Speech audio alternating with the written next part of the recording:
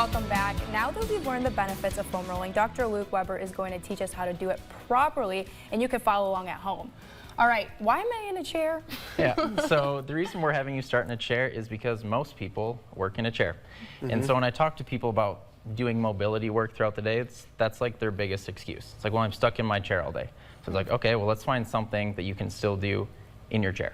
So what I do is I have people take the foam roller, and then depending on what we're working on, so we're going to start with your low back, you put it lower in the chair, and then you just use that as a spot to like bend and stretch from. Okay. So, and the other thing that I like about it is sometimes if you're laying on the floor doing it, it's too much pressure. And not everybody can handle a lot of pressure, especially when they're in pain. So this is another way to say, hey, do this, but it's a little lighter. So if you're easing into foam rolling, this is kind of the way to do it. Yeah, either Okay. a chair or a wall. That's the other option that I give people. Awesome. So I'm going to slide this down. We're going to go for your low back. So we're going to scoot a little bit. Scoot up. Yeah, just a tish. There you go. You're good there. And I'm going to turn so that people can see. Perfect. And so you kind of just put the pressure where like the arch of the low back is. And then what I'm going to have her do is give herself a little hug and then just kind of bend and stretch the shoulders back over the foam roller. Like this? You got it. Oh, I feel a crack. See, and sometimes That's you get some freebies, you get some cracks with that, and then you kind of go back and forth. So I kind of do it as a repetitions thing because then you're engaging the muscles, you're getting people to move, which is usually the big thing that they're missing.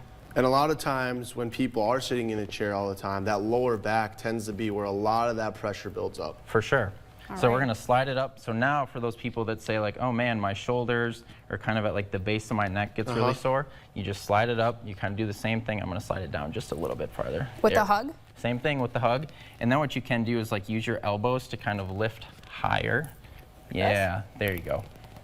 Look at that, Natalia. Yeah. Well, I feel like I sit a lot of the time, and my back always hurts, so this would be very effective. Yep. Nice. Super easy good for that. Super good. Okay, so now people want to back. be on the floor and do it. Yep. What do you recommend? So the next level for things is, yeah, you kind of go on the floor, and that's what you see most people do. So you can do the standard way. I'm going to roll this way. Yep. Okay. So a lot of people will do, they just give themselves the big hug. Okay. And then they just roll, which is great if you just want pressure. But again, I try and teach people to move. So what I'll do is I'll find where my tight spot is. I'm going to sit on the floor, and then I'm actually going to bend over it. Okay. And you kind of work it back and forth. So I'll try it. Yep. All right, Jackson. We're going to see what happens. Is your back hurting today, Jackson? My back always hurts all the time. Yep. So even if like you're working that higher spot, then you just kind of stop right there. And then use your arms to just kind of arch back that way. So it almost helps you like isolate where an you want area. it. Yeah. How does that feel? My back's tight. It feels good. Yep. How often do you foam roll, Jackson?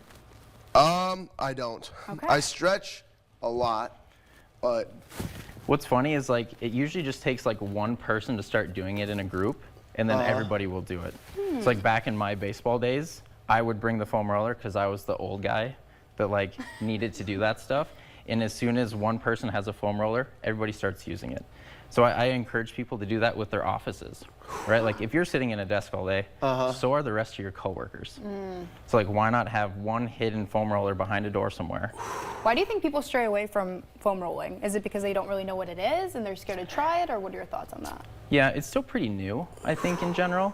And if people like don't go to the gym or have experience like with a fitness center, then you're not going to see one, you know? So I think that's really the main thing is they just don't really know what to do with it. And one last time, if people want to find you, where can they do so? Yeah, Kinetic Spine and Sport, next door to the Moondogs. Kinetic-Chiro.com is our website. Everything's online. Awesome. Thank you so much. Feel a lot better. And still to come on Kato